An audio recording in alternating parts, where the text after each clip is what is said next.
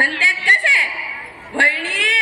ओ वहिनी भाकर तुकडा झाला की नाही उशीर होत आहे कामाला जायला बरा मोठा झाला आला कामाले मसनात पडले असते की रात्र दिवस पिऊन हे बी मनातच बोलले बरं का मग आलेस की कारभारी शेतात म्हणतात कसे पारे अगे पारे पाय लय दुखतात ग जरा तेल लावून चोपून देतीस का आत्ता ग बया इथं रात्र दिस का म्या करायचं न पाय तुमचं दुखत्यात वय म्हणतात कसे तसं नाही ग पारे शेत लय लांब आहे येऊन जाऊनच पाय दुखत्यात तुझ्या बाला सांगे फटफटी घेऊन द्यायला तसं मी तुझ्या बाळानं दिलंच काय येऊन जाऊन 20,000 हुंडा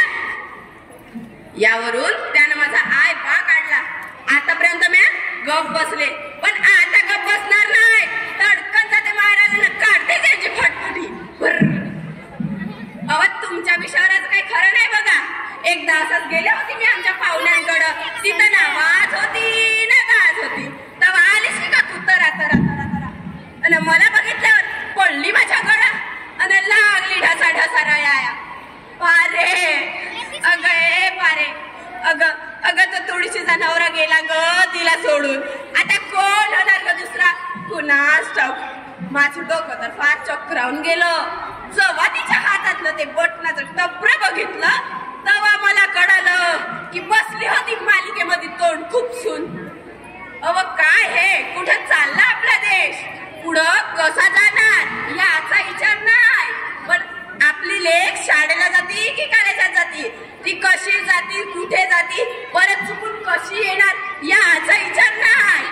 पण त्या देवयाणीचं काय जाणवीला बाळ झालं की नाही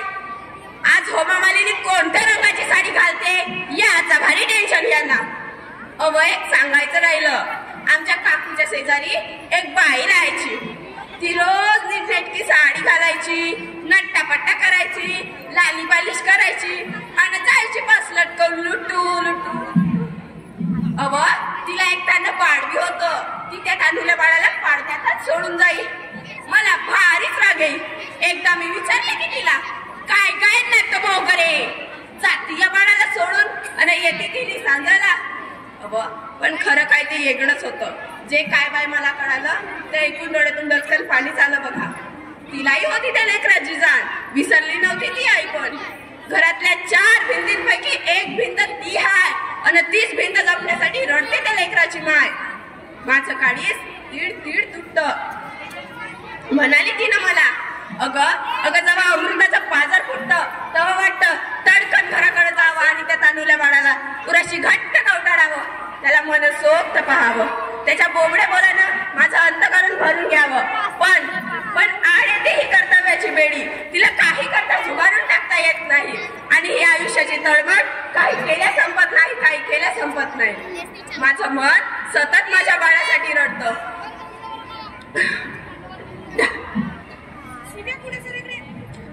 तरी बी म्हणते माझं कर्तव्यच मोठं माझं कर्तव्यच मोठं अगं मैत्रिणे कशाला ग तू एवढी खिन्न होऊन रडती बघ मी रडती का आता येईलच की माझी सासू बोंबलीत चालते मी बिगी बिगी पण तू मात्र रडू नको अगं या भारतभूमीमध्ये जिथे ज्ञानोबाची मुक्ताई जिथे कानोपात्रा बहिणाबाई जिथे ललिताबाई आडे घात अशा या भारतभूमीमध्ये तुझ्या या नारी जातीचा जन्म झालाय तर गर्व बाळग तुझ्या या बाईपणाचा उतू नको मातू नको घेतला वासा तू टाकू नको उतू नको मातू नको घेतला वासा तू टाकू नको अगं समजा जग तुझ्या पाठीशी हाय आता काही केल्यास कर्तव्य तुझं तू सोडू नको कर्तव्य तुझं तू सोडू नको धन्यवाद